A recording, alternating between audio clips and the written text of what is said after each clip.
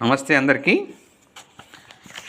ఇప్పుడు doctor P Dinakar గారు, doctor K Ravikantharao గారు 8.35లో ఏం చెప్పారో చూద్దాం. పెరిగిన పోటీతత్వం, కట్ థ్రోట్ కాంపిటీషన్.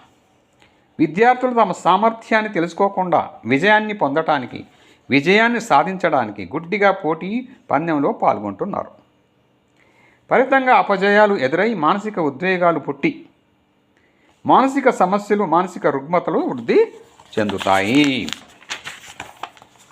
నెక్స్ట్ 8.36 చూద్దాం.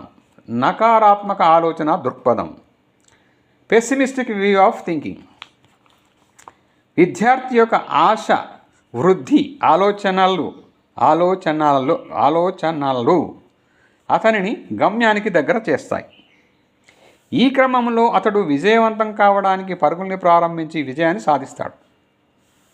విద్యార్థి జీవితంలో అసూయ, కోపం, స్వార్థం అతని యొక్క జీవితాన్ని నాశనం చేస్తున్నాయి.